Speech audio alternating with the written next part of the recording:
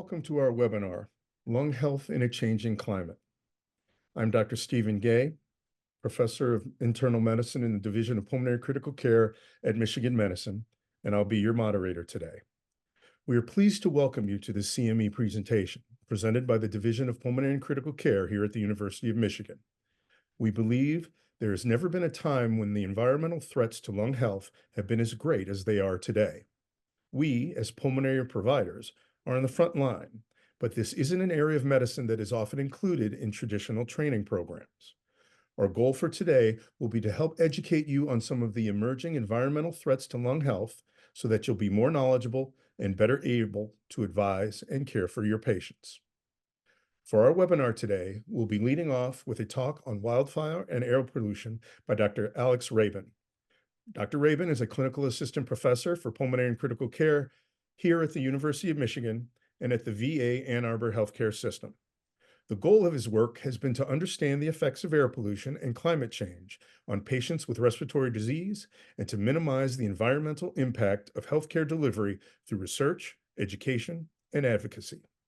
His current project, titled VA Switch, is investigating the clinical effectiveness and the relative greenhouse gas emissions of metered dose versus dry powdered medical inhalers. His writing has been featured in the New York Times and the Los Angeles Times. A graduate of the Emory University School of Medicine, Dr. Rabin completed his medical training at Brigham and Women's Hospital and the Mass General Hospital. We will follow that on a talk by Dr. MeiLan Han, focusing on environmental threats to lung health over the lifespan. Dr. Han is a professor of medicine and chief of the Division of Pulmonary and Critical Care here at the University of Michigan. Her research experience is in airway disease.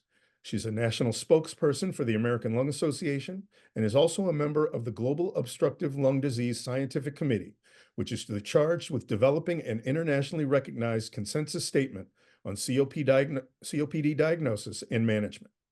Relevant to today's talk, she is also the author of a book on lung health for the lay public entitled Breathing Lessons.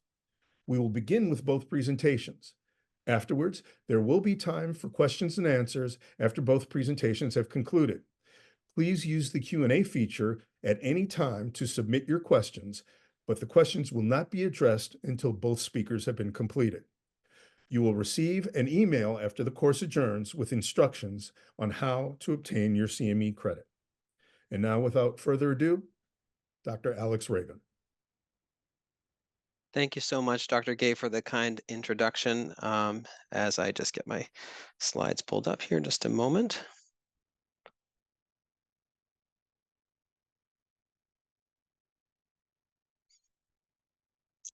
Everybody can see that okay, I hope?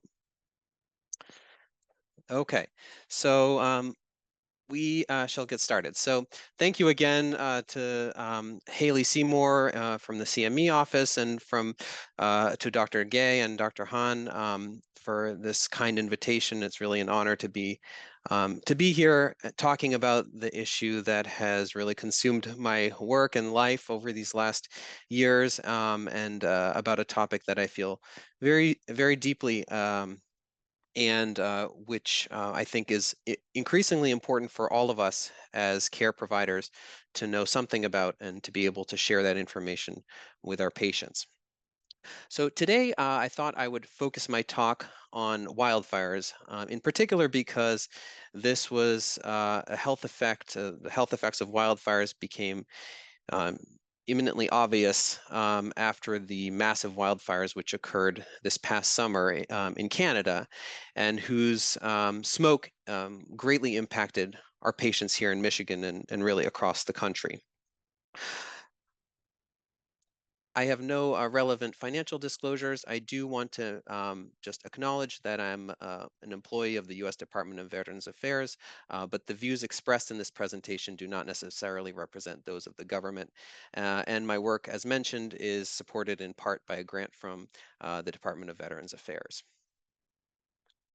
The objectives of my talk are to first recognize the increasing burden of wildfires in a changing climate, then review the respiratory health effects of smoke exposure on patients, including vulnerable populations, understand the role of health professionals like yourselves in managing smoke exposure, And lastly, to briefly explore the role of healthcare professionals as climate advocates to both minimize our own contributions to climate change, as well as advocate for greater government policy change.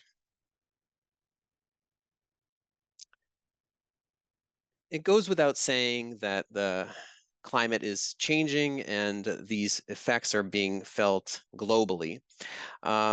In case you haven't looked at this graph recently, it's always kind of it's seared into my mind, and that is that our CO2 levels, which as of last month have now reached 421.86 parts per million, as measured on the top of Mauna Loa in Hawaii, are at levels that have not been seen in about 3 million years. And at that time, of course, there were no humans on Earth, and temperatures around the globe were somewhere between 2.5 and 4 degrees Celsius hotter than they are now. And sea levels were between 16 and 82 feet above what they were in the year 1900. So we are really in a time of unprecedented change when it comes to the climate. Now, of course, these effects are felt globally. There really isn't a pocket of the Earth that where the climate isn't changing. But in northern latitudes, including places like Alaska and in the northern islands of Norway, the effects are very dramatic. But in Michigan as well, it's very clear that increased temperatures here are changing weather patterns, even on a year-to-year basis. And here you can see the linear trend of temperature increases over time from the end of the 19th century until a few years ago. What does the warming do? Well, really, there are many effects on the environment, but the one that we'll speak about today is the effect on wildland fires.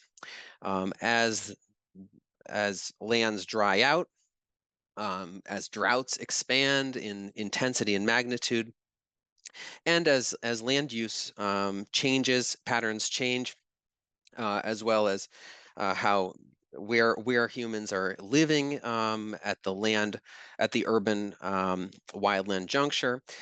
We've seen a vast expansion in the number of acres burned, really across the globe. And as you can see from this report put together by the Lancet in 2021, many parts of the globe that are seeing even the greatest increases in the number of days of exposure to wildfires are also happen to be those areas that are the most vulnerable to health impacts and have the least resources to deal with them. Bringing us back to this past year, of course, what happened in Canada, it's hard to even kind of wrap your head around how severe and how unprecedented, and again, we use that word a lot when we're talking about climate change, but really how unprecedented this wildfire season was. In 2023, over 45 million acres of land burned, and that's an area about the size of the state of Washington, larger than the size of all of North Dakota. And that's actually an amount of land that's roughly similar to the Australian bushfires. If you recall, in 2020, vast stretches of Australia burned, about 45 million acres burned at that time as well. 46 million acres burned in 2020. Again, just to put this in perspective, 2020 also happened to be a very severe wildfire year in California, and at that time, about 4.5 million acres burned. So this was something about 10 times that scale. And in fact, the fires are still happening even through the winter, and it's believed that they're largely kind of smoldering underground, and the fires will resume once the spring thaw happens. So these are really severe impacts on the landscape. Now, for people who are living in the immediate vicinity, including many indigenous communities, but also smaller towns and villages in Canada, of course, one can hardly imagine what it feels like to live there. And in fact, there were cities that were towns and cities that were evacuated this past summer. But the smoke, of course, doesn't just impact the health of those people who are living in the immediate vicinity, because the just enormous plumes of smoke that are produced from wildfires travel. And when they travel from depopulated areas or minimally populated areas to vast areas, for example, in the East Coast or in the Midwest, then you are exposing a large number of people, including many, of course, people who already have pre-existing health conditions like asthma and COPD, to noxious smoke. Now, again, I want to emphasize that the dose and the type of smoke that people are exposed to, say, in on the East Coast from Canadian wildfires is quite different from the smoke that's produced in the immediate vicinity of the fire. And yet, again, just because you have the sheer number of people now exposed to these wildfires, it creates really major public health concerns. And I think this is in part why the wildfires that happened in Canada really got a lot of people's attention, because it was affecting the East Coast in a way that we hadn't really seen in recent years. I know, as Dr. Han will talk about in her presentation, um, wildfires are really a major concern because they have contributed to backsliding in really decades of very successful policy efforts to clean up the air that have occurred thanks to really smart decisions made back in the late 1960s when the California Air Resource Board was established, and then into 1970 when, under Richard Nixon, the EPA was established with the first iteration of the Clean Air Act. Air quality has generally improved. However, because this proliferation of wildfires, particularly in the western United States, we are now seeing larger numbers, larger populations of people exposed to very high levels of fine dust pollution. And in this one analysis published last year, or 2 years ago, excuse me, comparing a baseline from 2006 to 2010 to more recent times, 2016 to 2020, they found that the number of people in locations with at least a day of very elevated fine dust pollution increased over 25 times. Now, what's in wildfire smoke? Why are we as lung doctors or lung health professionals concerned about wildfire smoke? Well, it's important to note that your average campfire does not equal what's produced from a wildfire. And that's because, as I alluded to earlier, because of the nature of wildfires, which can consume uh, houses, cars, other man-made structures, the types of materials that are produced and combusted can really be a very noxious cocktail of substances. And here are some of the delicious things that wildfires produce, I've said facetiously.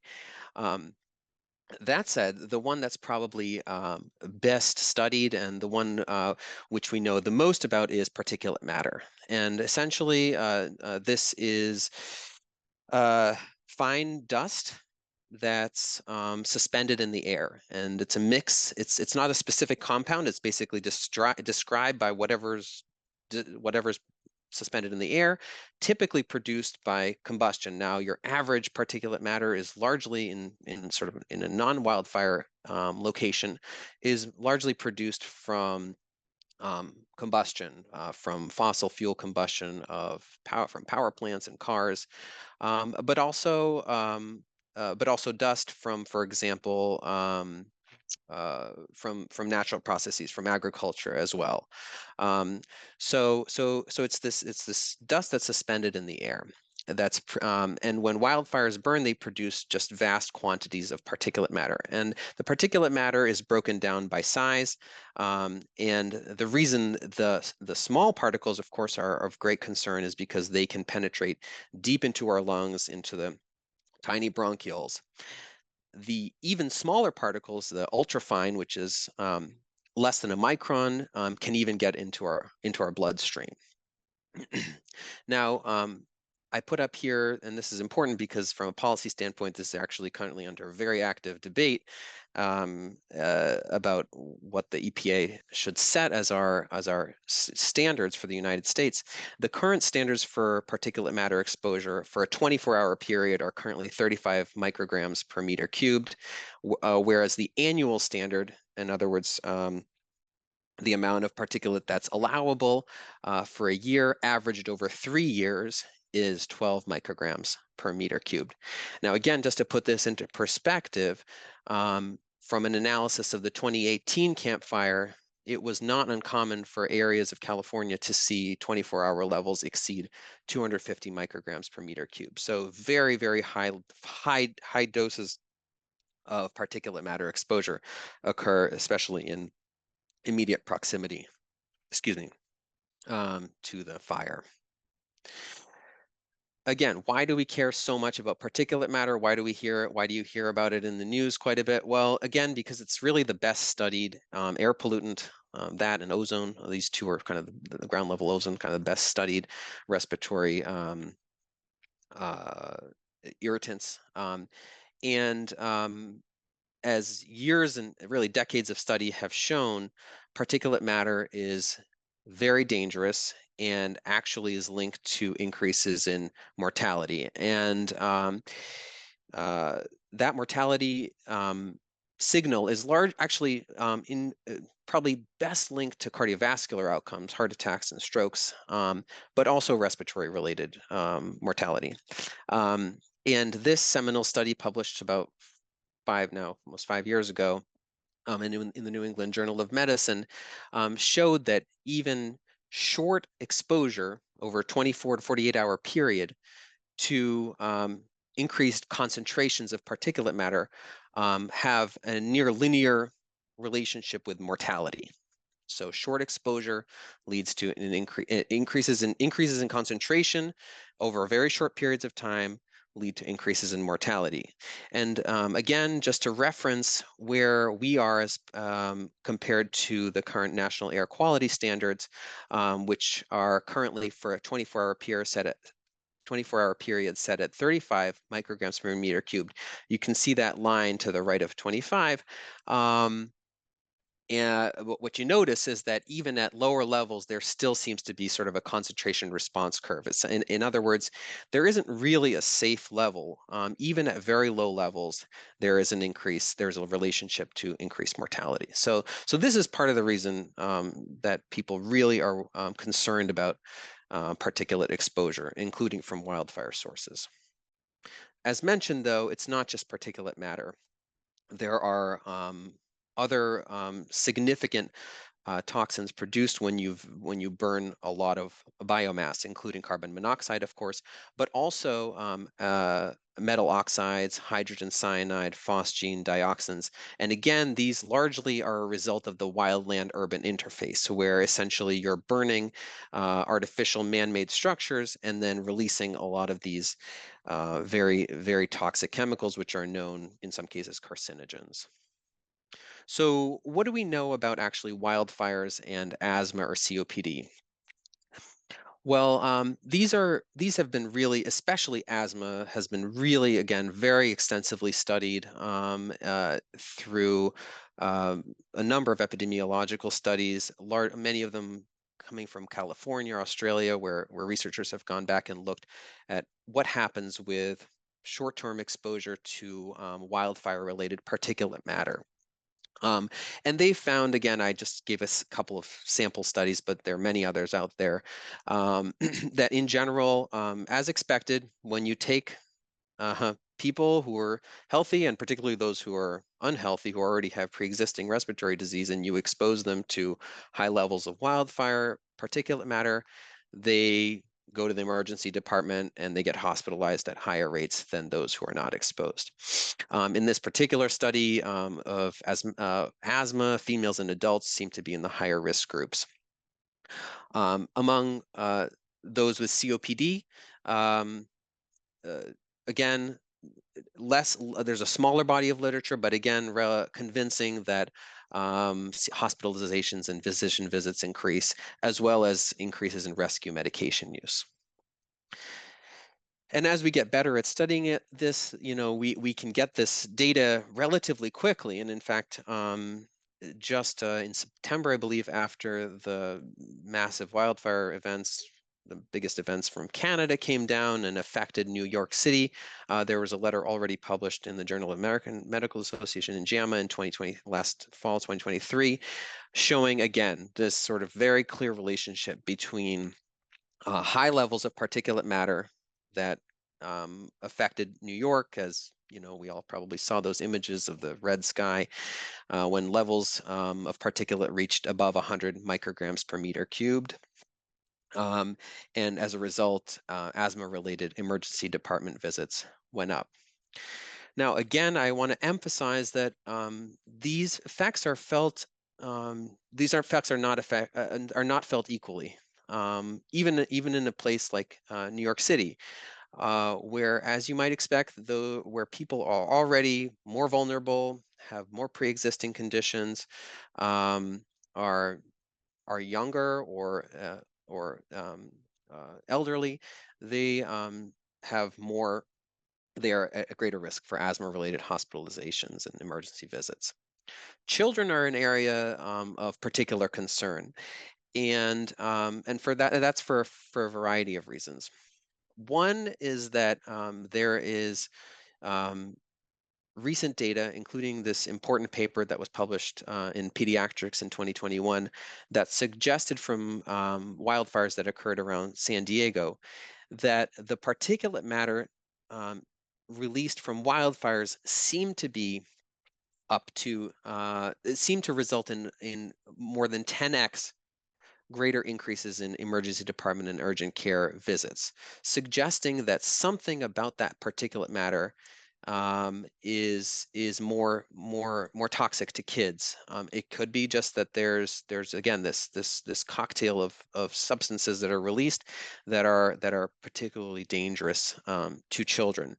Of course, children also are just more vulnerable because they tend to be outside more.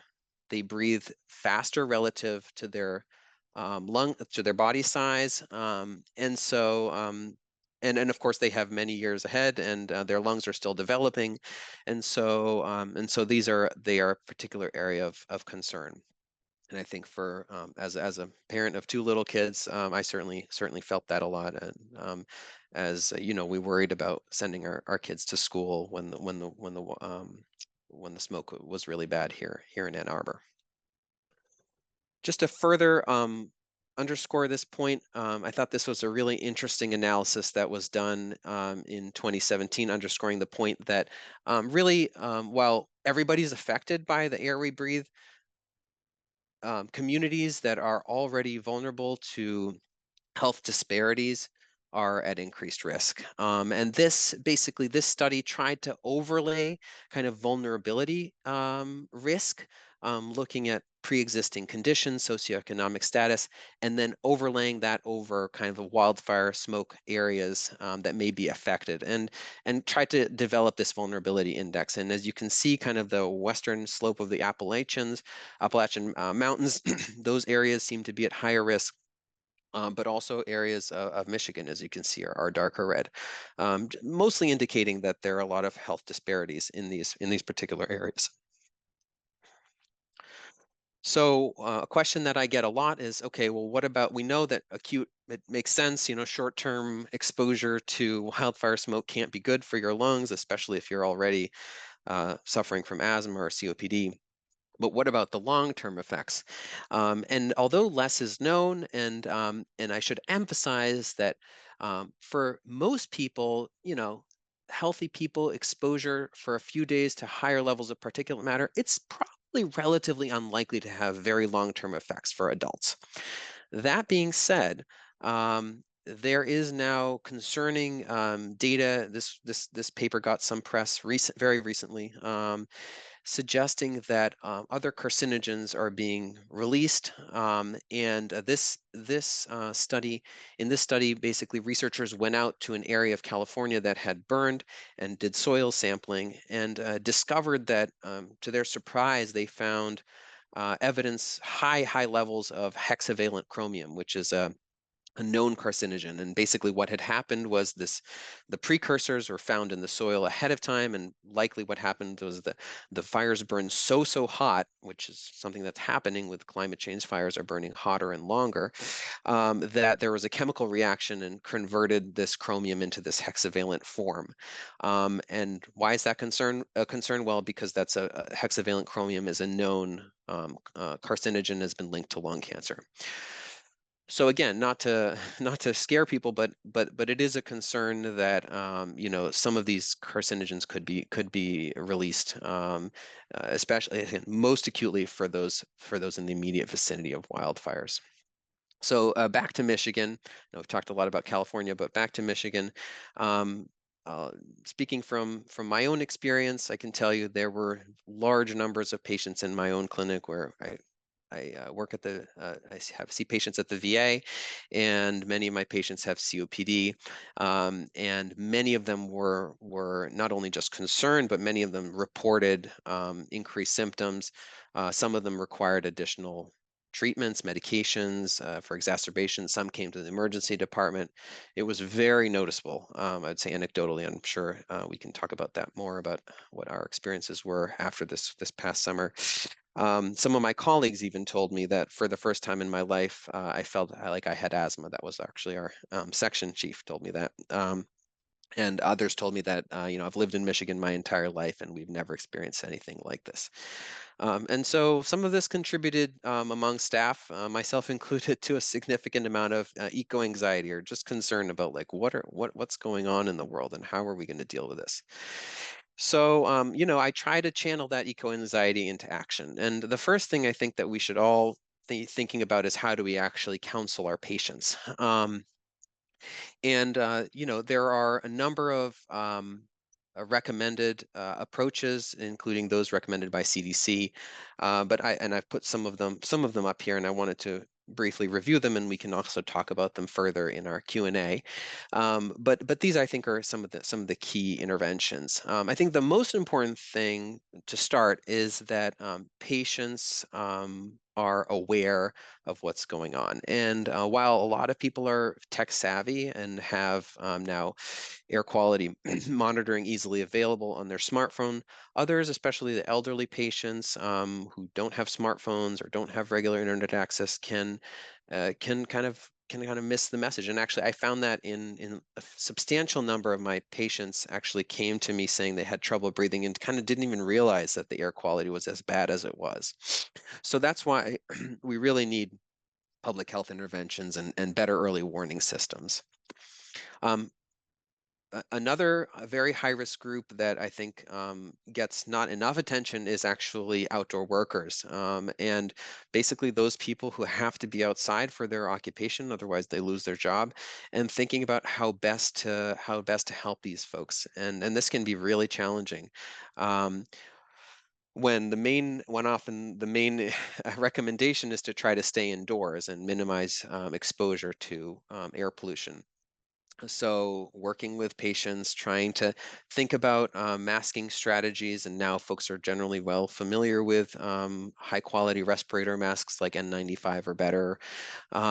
Those can really help mitigate the risk. Now, of course, it's important that you're able to wear your mask properly if you have to be outdoors.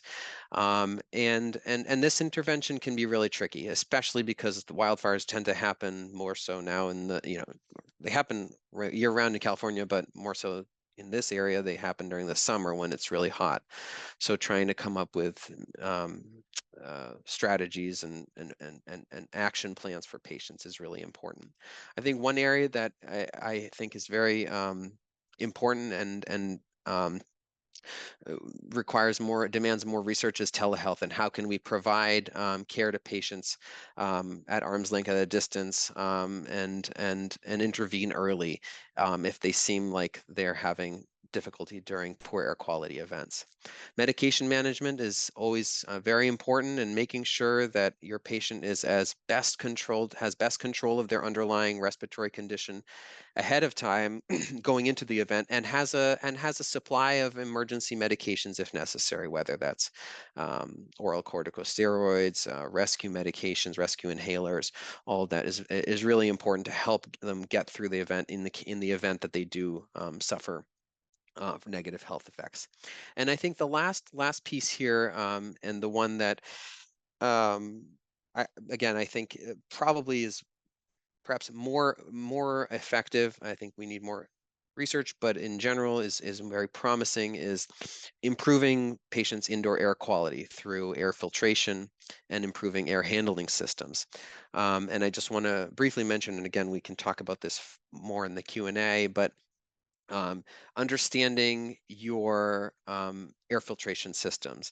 So for folks who have a central blower, like a central AC heat unit, it's important to make sure that they have the best filter that they possibly can can attach to their HVAC system. And so these are rated from 1 to 20, and it's called the minimum efficiency rating, MERV. And ideally, you want to have a filter that's above 13, which will filter out fine particulate matter, or PM 2.5. The problem is that some systems are just not equipped to be able to handle such a hefty filter. So that's where folks really should be talking to their HVAC specialist to see what the options are. For those who can't install or don't have that kind of central blower system, like actually we have an old 100-year-old house which we live in, a second best option may be a HEPA filter, which is essentially a standalone air filter that has a very, very high quality filtration device that can basically, again, get rid of that particulate matter. And this has actually been studied, there are some very small studies in wildfires, but in COPD, this important study came out in the Blue Journal in 2022, randomizing patients with COPD, former smokers, to a HEPA filter or a sham filter. Basically, it had the fan, but no filter. And what they showed, which I think was important and thought-provoking, was that not surprisingly, those who had the HEPA filter and used it, and that's the key, is it's not enough to just have it and standing there, but you actually have to use it, turn it on, and have it at a sufficiently high setting. They were able to get particulate matter and nitrogen dioxide levels down in the house. And there were there were resultant decreases among those COPD patients in exacerbations, and non-significant decrease in rescue medication use. Now, they didn't reach their primary endpoint, which was improvement in the St. George Respiratory Questionnaire, but in the secondary outcomes, it seemed like there was some improvement. So this, again, is a relatively small study. This is, again, not specific to wildfires, but I think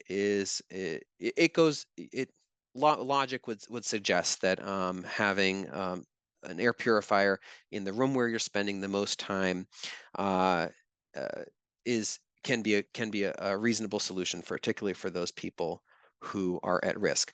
Again, there are a lot of barriers to this, particularly cost, where air filters can easily cost $150, $200 even for a single room.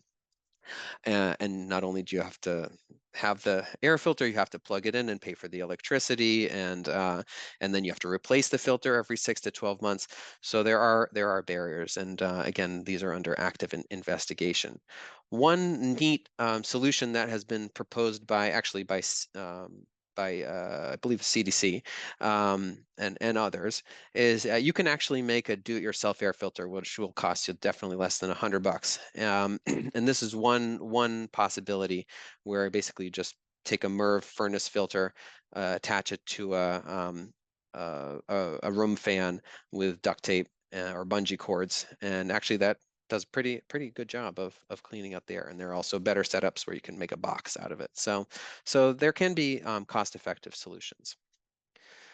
Very briefly, I do want to just address climate change and air pollution, wildfires, because of course you can't really talk about wildfires and air pollution without addressing the elephant in the room, which is climate change.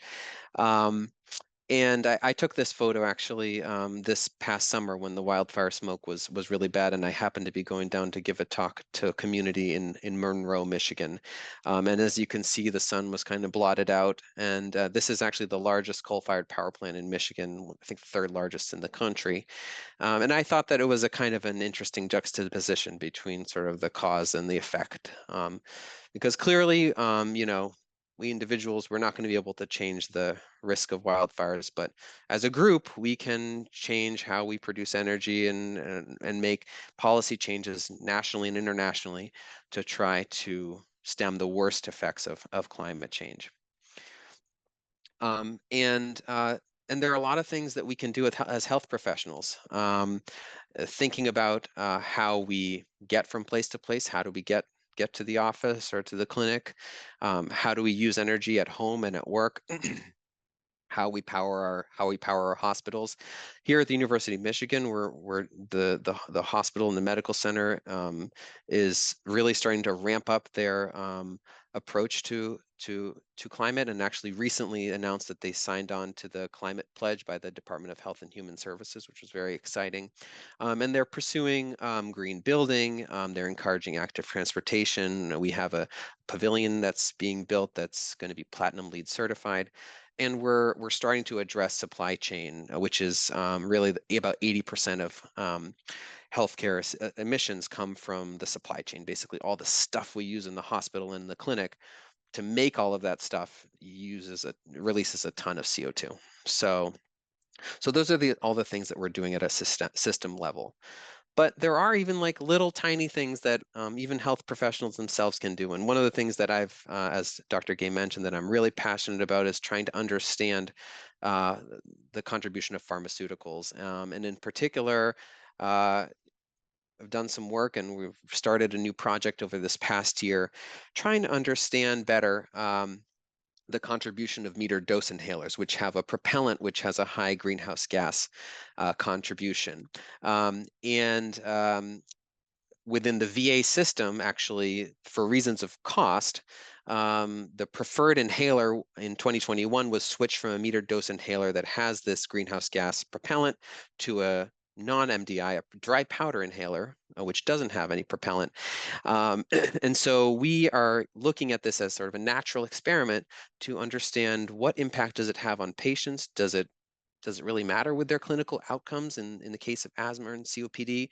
And also our sort of second half of the project is to understand the effect on climate-related greenhouse gas emissions in total, to basically understand the net impact of this life cycle assessment. In addition, I think it's really important for health professionals like all of us to really get involved. And I've tried to channel my energies in different ways, channel my eco-anxiety, trying to write about the issue, speak out in state legislative settings. And I've been very blessed to have the support of the faculty and the division on this front, because we have a very powerful voice as physicians and as providers here to make a difference. And so I'll leave you with that, and would love to open the conversation up after Dr. Han's talk. So thank you again for having me. Thank you so much for that presentation, Alex. All right, let's see if I can get my screen shared appropriately. All right.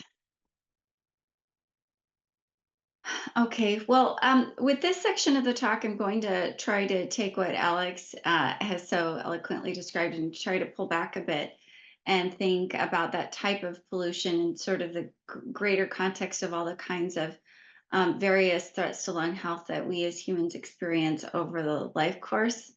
I, as an adult pulmonologist, was very, I think, focused on kind of more the traditional areas of lung disease that we all learn about in medical school and fellowship until the pandemic hit.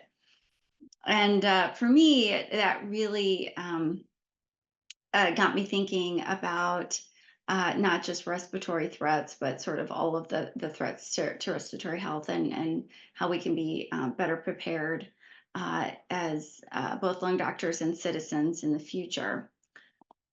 So let's see here, my disclosures.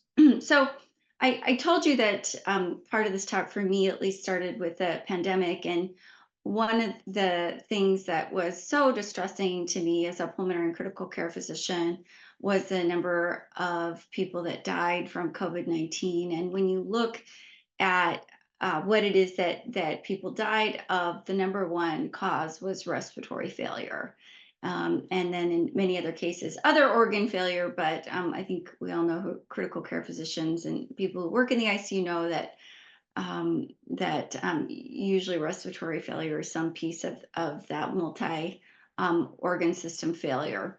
And in fact, in 2021, for the first time ever, lung disease was actually the number one cause of death in the United States. And so, similar to Alex, I like the way he described that, trying to alleviate some of his own anxiety. I had also written this piece in the LA Times about 2 years ago now, just kind of outlining my thoughts. And that's what some of what I'm going to share with you today. And that's just the fact that, even before the pandemic, lung disease was already third leading cause of death in the world. And we have so far to go in understanding all of the things that go on that can influence lung disease. And so that's what I'm going to talk a little bit about today. But just to give you a little bit of historical context, we have poured a lot of money into solving heart disease. And because of that, we've really made great strides when we think about statins and beta blockers and stents and just all the things that we can do now. We've seen dramatic decrease in the last 50 years or so in the rate of death from heart disease. At the same time, however, we've seen an increase in overall deaths from chronic lung diseases, and in particular COPD. Now, I don't think that that's because lung disease has necessarily become more deadly. I think it's that we've solved some problems and people are living long enough to die of other problems. But I think it does underscore the fact that we need to do a better job of understanding all of the factors that go into developing lung disease, and seeing what we can do to try to eradicate it. I will tell you that right before the pandemic, I think, and many of you may be familiar with this data, but this study that came out in the New England Journal of Medicine was published back in 2015, I think really got a lot of us thinking about lung disease differently. And that's because in this particular study, what they demonstrated was that they put together 3 population-based cohorts and tried to the best they can, trace out lung function trajectories over the life course, and tried to understand who it was that developed COPD. And that's this group. Let's see here. That's this group here. And the traditional thinking has always been that everyone reaches normal lung function, and then those who are exposed to tobacco would have more rapid lung function decline, which is this red line. But what this study showed us is that there's actually an similarly equal, if not more, number of people who actually never hit peak lung function in the first place, and actually have more of a normal age-related decline in lung function in adulthood. Which, if you think about it, given them, I think we have, probably about 15 million diagnosed and 15 million undiagnosed individuals with COPD just in the United States alone.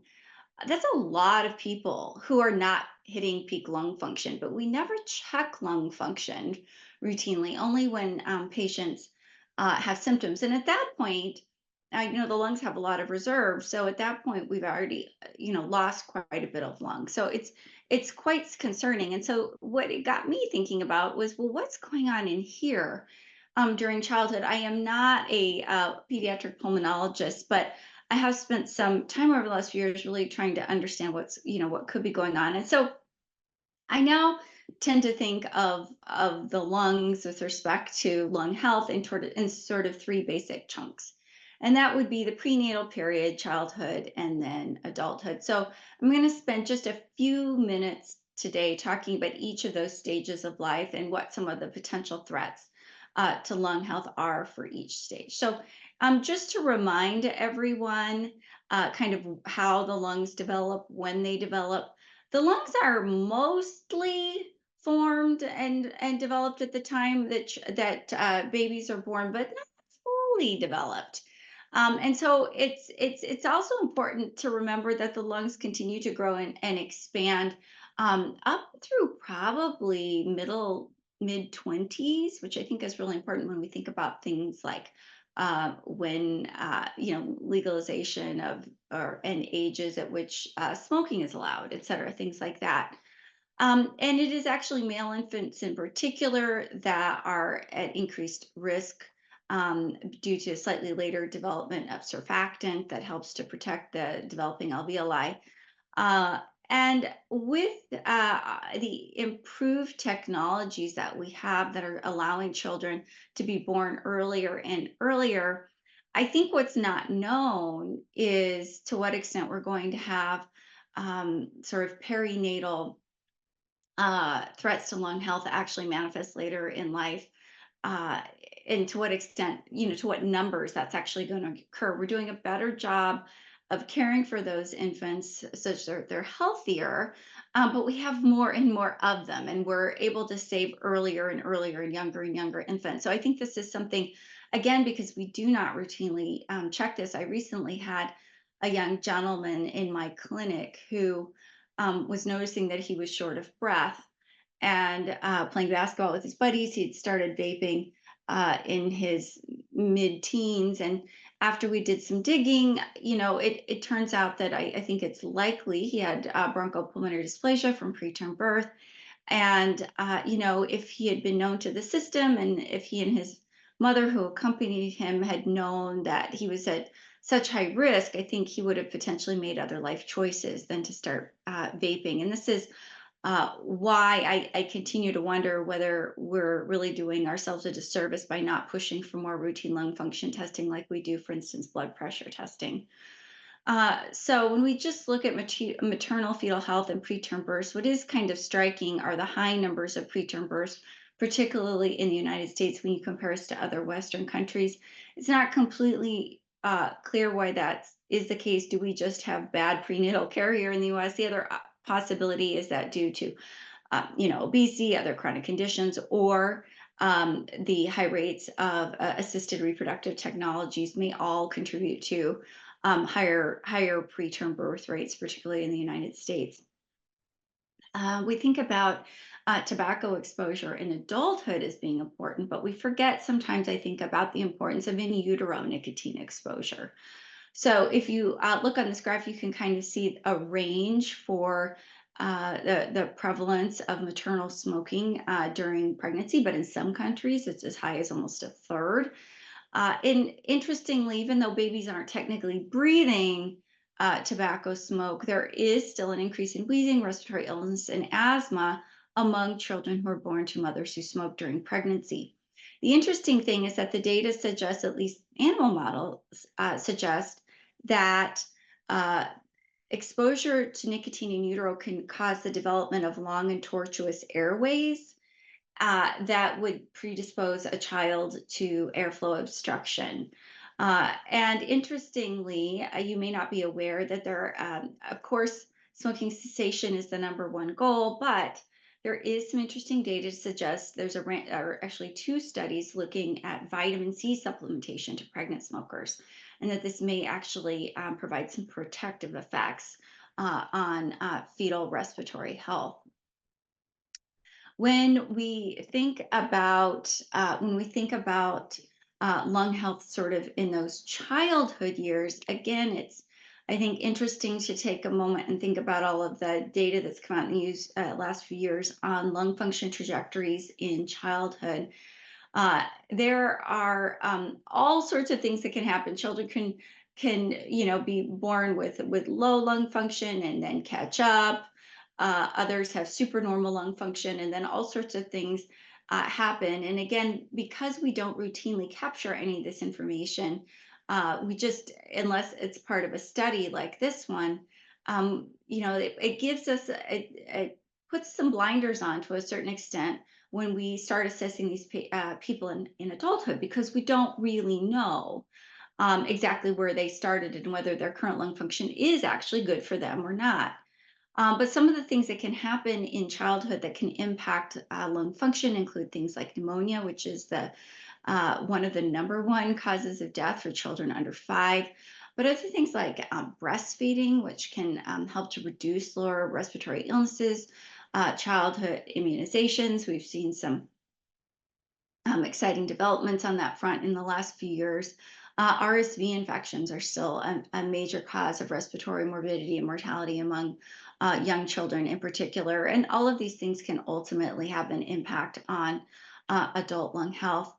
Uh, Alex already touched on the importance of air pollution, generally speaking, but there is evidence of the impact of air pollution and what it can do to sort of to human lungs throughout the lifespan. So, for pregnant women who are exposed, it can result in low birth weights. In children who are exposed, it can result in asthma, slower development of lung function, more problems with wheezing and coughs, asthma exacerbations. Once you move into adulthood, air pollution, there's some interesting new data to suggest that the microparticles are actually probably absorbed into the endothelium and can actually have direct impacts on the vascular system in addition to the respiratory system. And we now know there's pretty good evidence that air pollution can cause not just exacerbations of things like asthma and COPD, but it can actually promote the development of both.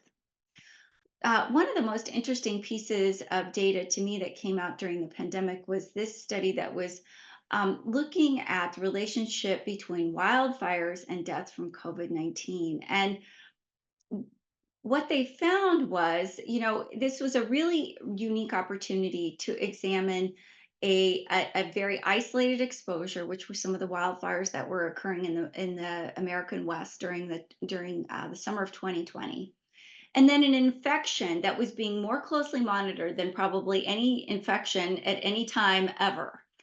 And so they were able to very closely relate exposure in terms of PM 2.5 to COVID-19 infections and deaths. And what they found was that there was an association between wildfire exposure and an increase in both COVID-19 cases and COVID-19 deaths. So to me, this is just really, I think, astounding when you think about it, because while we had known that air pollution exposure can increase your risk for respiratory infections, we'd never seen it described in such a granular way. And think about all the things that we're exposed to on a daily basis that probably cause micro lung injury. I bet the majority of those individuals probably didn't know that they'd experienced some lung injury, and how that kind of subtle, probably subclinical lung injury then contributed to an increased susceptibility for uh, exposure to yet sort of another hit. And so think about, all of the things that we're exposed to on a daily basis, and what other things that micro lung injury, subclinical lung injury that many of us may be walking around last summer when we had all the wildfires here in the Midwest, and what that can do. It makes me wonder about to what extent underlying lung disease or lung injury from a variety of unknown factors probably contributed to the heterogeneity in COVID-19 susceptibility and deaths that we saw. Over and over, we kept saying, I don't understand why this individual did great and this individual, died. And I think that it's possible that it could be factors like this that contributed to, again, the heterogeneity we saw in COVID-19 susceptibility and mortality. Alex already touched on this, so I won't get into it too much, but generally speaking, as he mentioned, global air quality is getting worse. And that's from all sorts of things, whether it's combustion of gasoline and wood, construction, fossil fuel combustion, traffic, et cetera, et cetera. There's many, many things that are unfortunately are contributing. This just is a map that zeroes in a little bit more closely on what's going on here in the United States. We don't talk about indoor air pollution quite as much. Now, certainly outdoor air pollution can cause indoor air pollution, and that's why, as Alex mentioned, when we've got wildfires and things like that going on, we try to recommend people to try to tighten up the house and start running the air filters. But indoor air pollution can also, coming from sources within the home, is another important factor we have to think about when we think about uh, how the air we breathe impacts lung health. Now, traditionally, the thing that I think, in the respiratory community have talked a lot more about actually um, relates to things like biomass fuel, and which women cooking over wood burning stoves, like in China, India, and Africa, et cetera, et cetera. But that's certainly not the only place that people might be exposed to air pollution in their home. It's still a problem within North America and Europe as well. Another area, particularly for children, that we probably don't think about enough has to do with outdoor air pollution from traffic and particularly idling long car lines at school.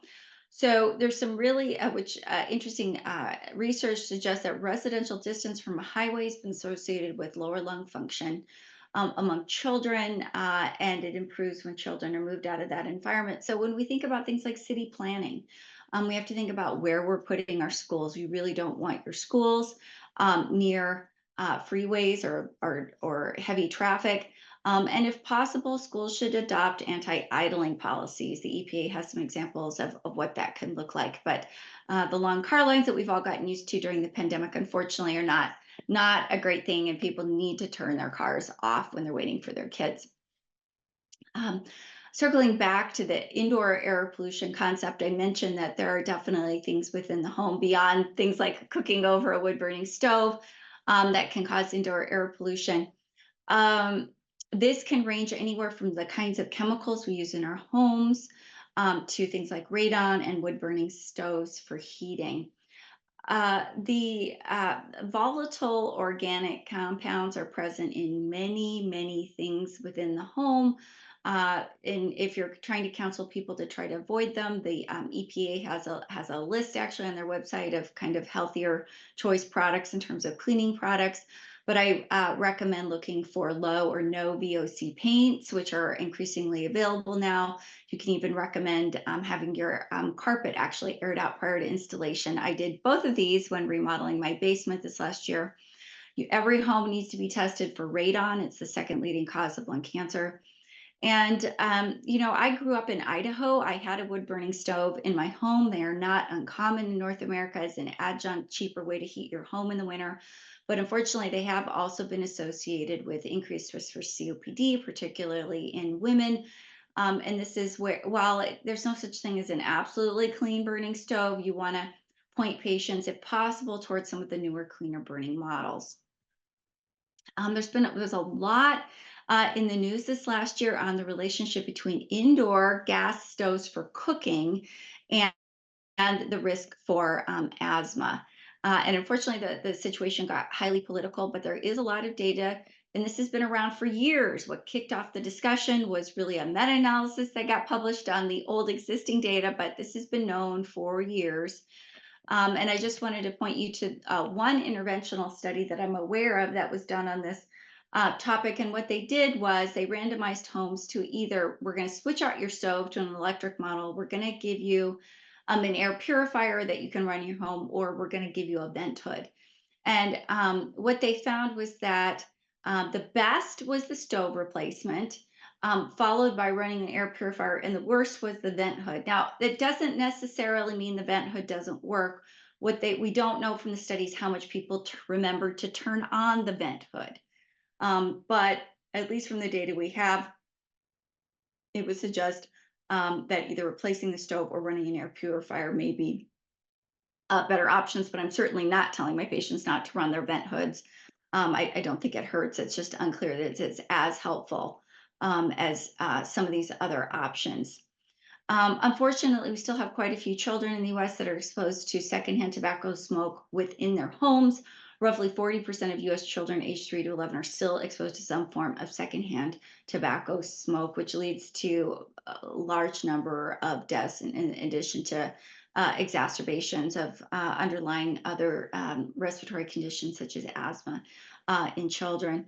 Unfortunately, if you'll remember, before we got really swept away with the pandemic, the vaping epidemic and the vaping youth crisis was really kind of burning across the headlines right before the pandemic hit. And the problem, however, has not gone away. Our focus and attention on it in the public may not be what it once was, but the problem itself has not gone away.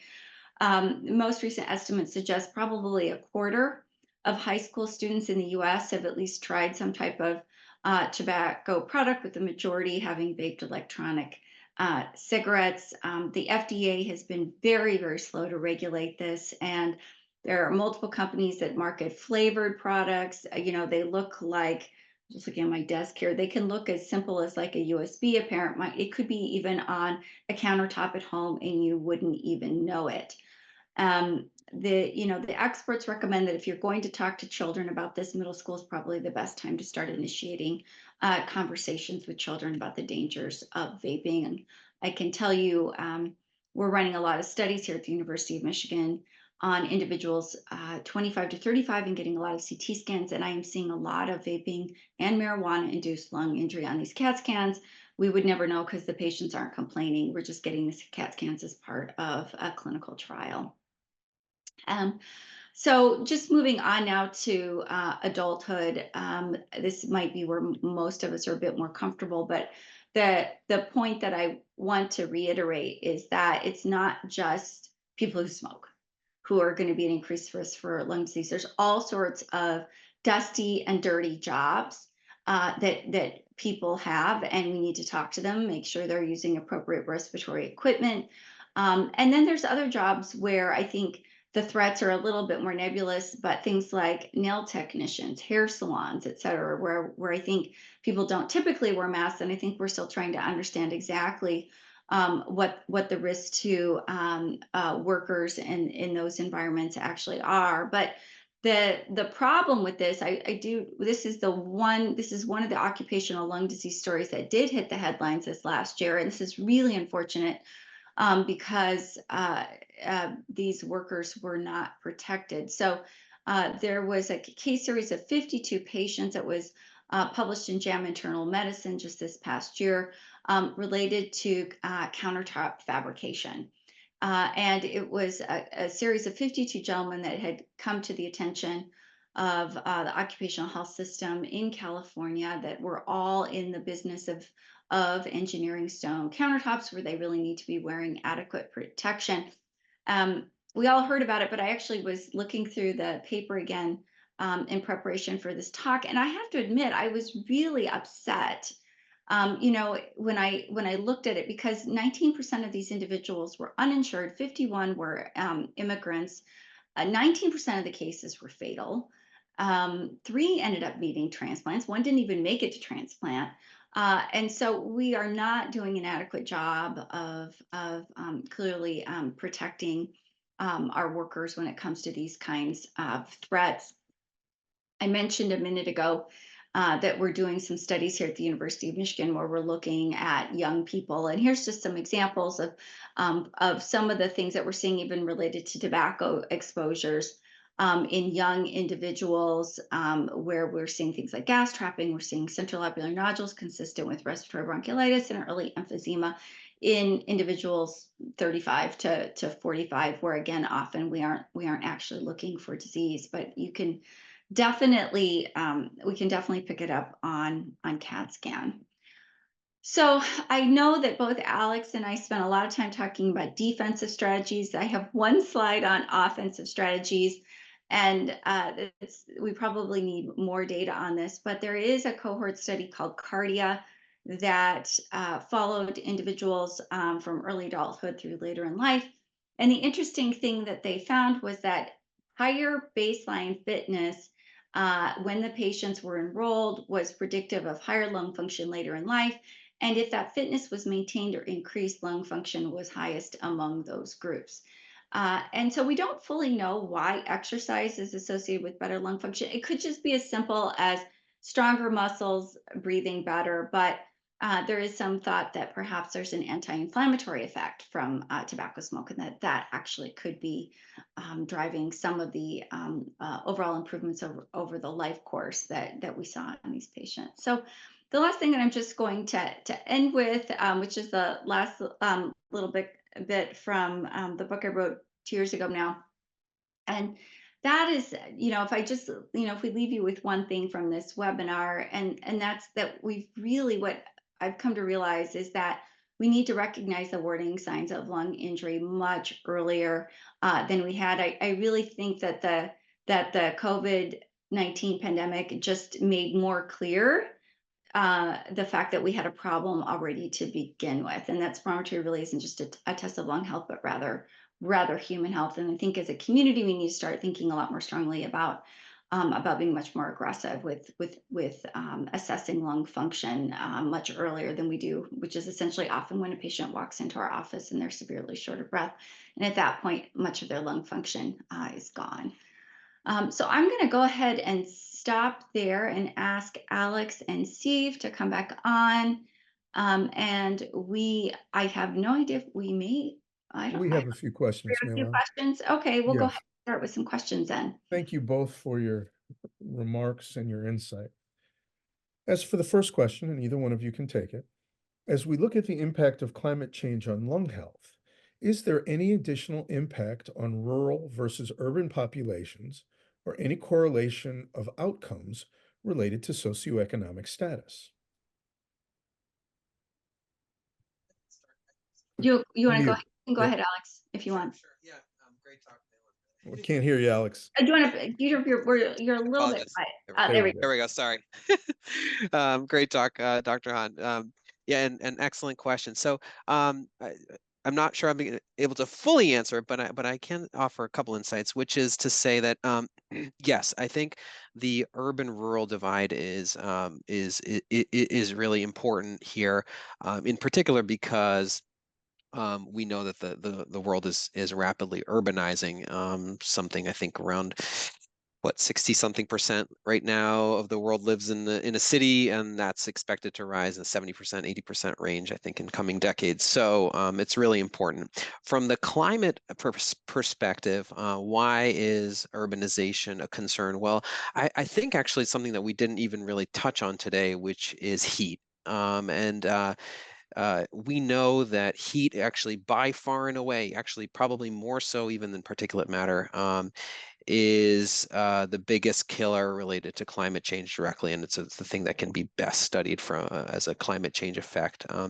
In cities, we know, especially with urban heat islands, where temperatures can frequently be several degrees Celsius higher than surrounding areas where there isn't a lot of concrete, can be really major threats to our patients, and they have been linked to exacerbations of respiratory disease, heat alone, as well as other organ injury like renal failure.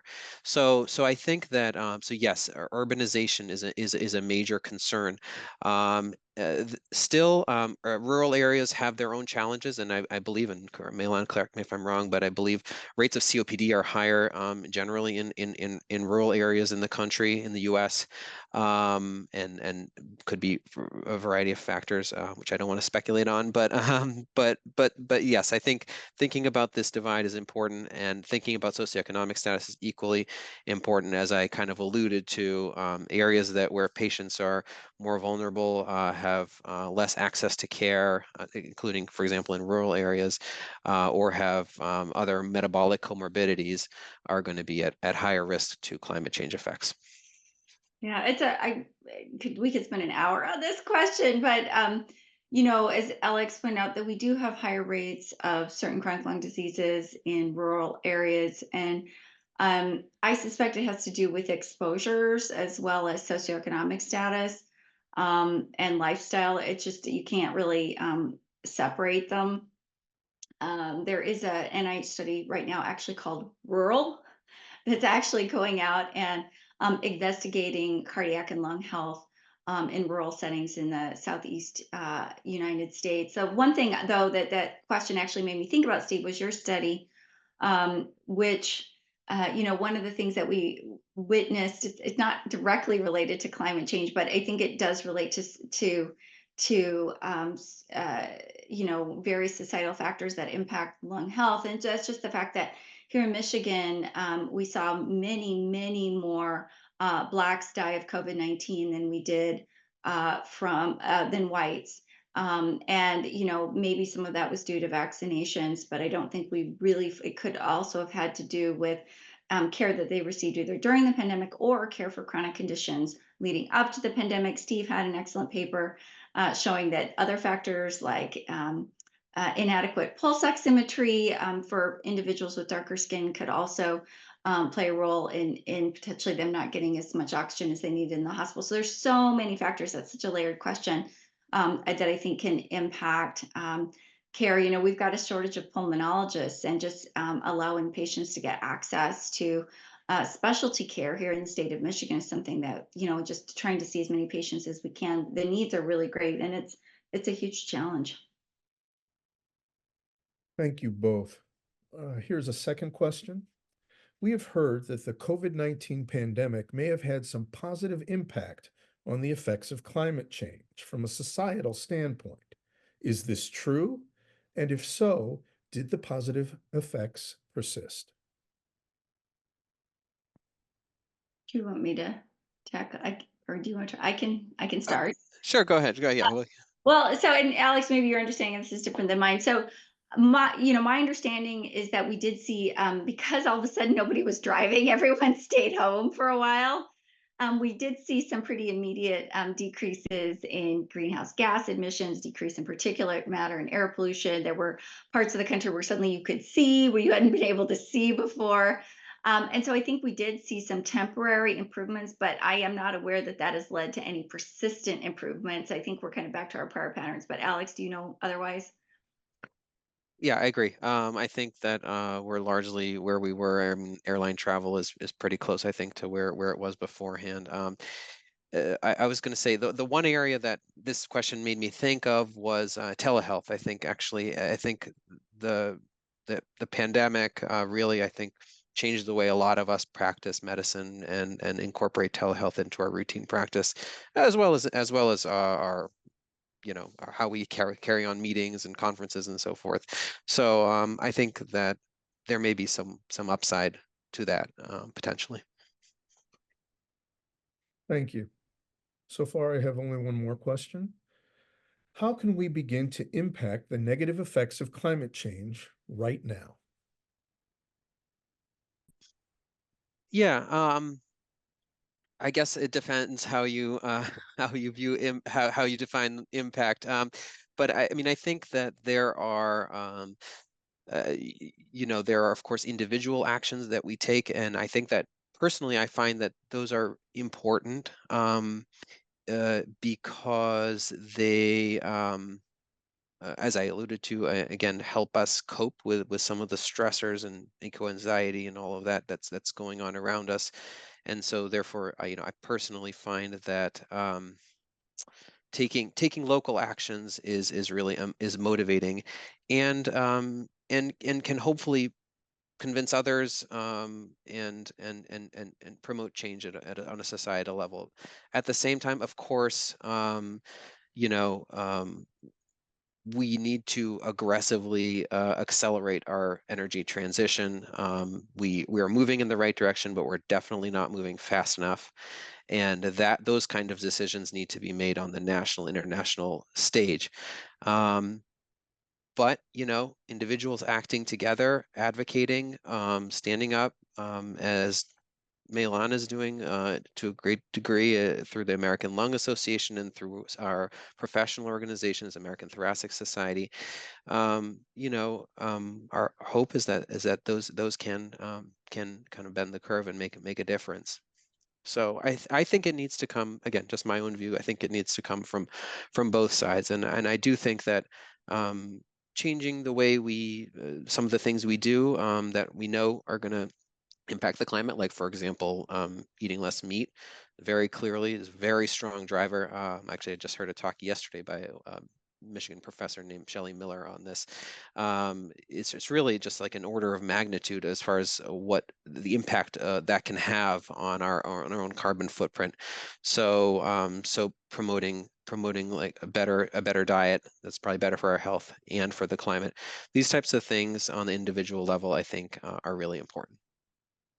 Yeah, thank you. So yeah, I would agree with that. I think maybe taking a different lens on that question. I think, from our patient's perspective, there's all the things that we talked about to try to, at least help protect them from the impacts of climate change. But I think when we think about it from a physician and a healthcare system perspective, what can we do?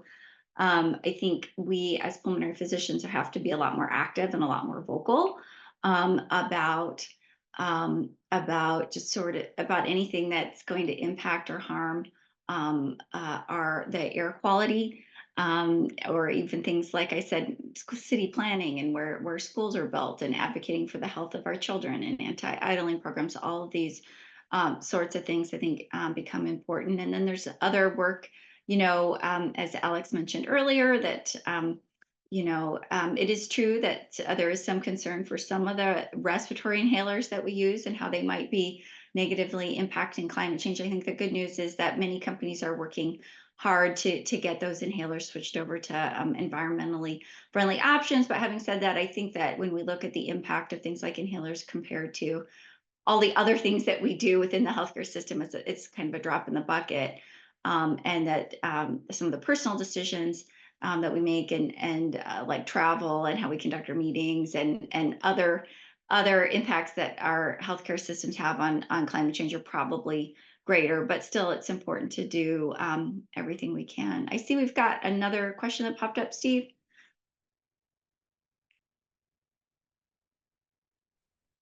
To what extent do our politicians influence the progression toward a healthier and safer population? How can we spread awareness of the findings from the presented studies to the general voting population, given the increasing spread of misinformation regarding climate change? Yeah, that's an excellent question, and one that I think we grapple with a lot. And I think so. Uh, You're absolutely correct that there are a lot of misperceptions out there, and misinformation has really spread, particularly on climate, which has become such a politically charged topic. And we know from surveys, particularly from Yale has a center that surveys regularly surveys the population on views on climate, that it really breaks down along political lines. That being said, there is increasing recognition in areas of the country, even among areas that represent more conservative parts of the country. For example, in farming communities where climate change has just become so evident that minds are changing.